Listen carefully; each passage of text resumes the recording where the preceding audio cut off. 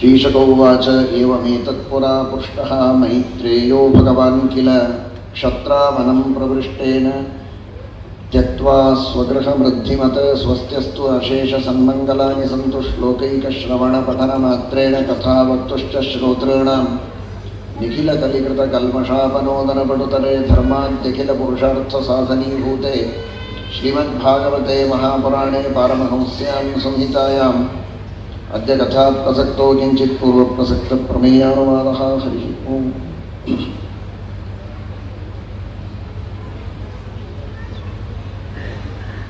ಪರಮ ಭಗವದ್ಭಕ್ತರಾದ ಪರೀಕ್ಷಣ್ ಮಹಾರಾಜರು ಕಣ್ಣರಳಿಸಿ ಸುತ್ತಲೂ ನೋಡಿದಲ್ಲೆಲ್ಲ ಭಗವಂತನನ್ನೇ ಕಾಣುವಂತಹ ಯೋಗ್ಯತೆಯನ್ನು ಪಡೆದುಕೊಂಡವರು, ಅಪರೋಕ್ಷ ಜ್ಞಾನಿಗಳು, ಚರಮ ಶರೀರದಲ್ಲಿದ್ದವರು. ಮತ್ತಿನ್ನು ಅವರಿಗೆ ಜನ್ಮ ಇಲ್ಲ.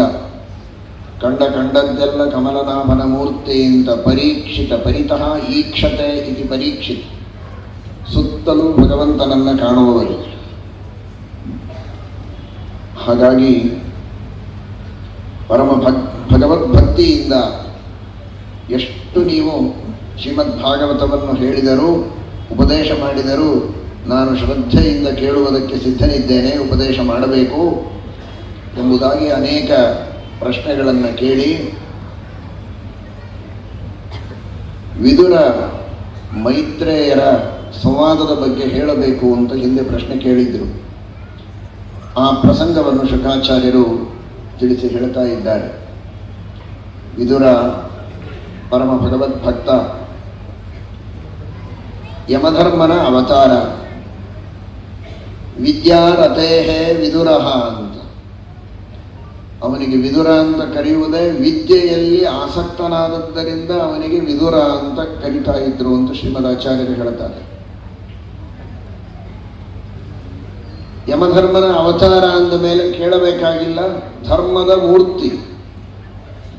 ಕೌರವರ ಪಕ್ಷದಲ್ಲಿದ್ದರೂ ಕೂಡ ಧರ್ಮದ ಸ್ಥಾಪನೆಗಾಗಿ ಹೋರಾಟ ಮಾಡಿದವನು, ಜಗತ್ತಿಗೊಂದು ಸಂದೇಶವನ್ನು ಕೊಟ್ಟವನು.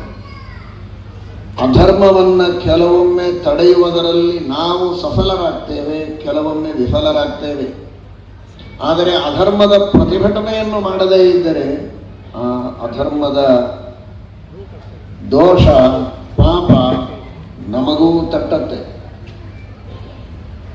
ಕೌರವರು, ದುಷ್ಟ ದುರ್ಯೋಧನ, ದುಶ್ಯಾಸನ, ಶಕುನಿ ಇವರೆಲ್ಲರೂ ಕೂಡ ಹೇಳಿದ ಮಾತನ್ನು ಕೇಳುವವರಲ್ಲ, ದೋಷಗಳ ಮೂರ್ತಿಗಳು. ಇವನು ಧರ್ಮಮೂರ್ತಿಯಾದರೆ, ಪಾಂಡವರು ಗುಣಮೂರ್ತಿಗಳಾದರೆ, ದೋಷದ ಮೂರ್ತಿಗಳು ಅಂದರೆ ಕೌರವರು. ದುರ್ಯೋಧನ ಮನ್ಯುಮಯೋ ವೃಕ್ಷ ಅಂತ ಮೂಲ ಮಹಾಭಾರತ ಹೇಳ್ತದೆ. ಕ್ರೋಧದ ಸಾಕಾರ ಮೂರ್ತಿ ಇದ್ರೆ ದುರ್ಯೋಧನ ಅಂತ.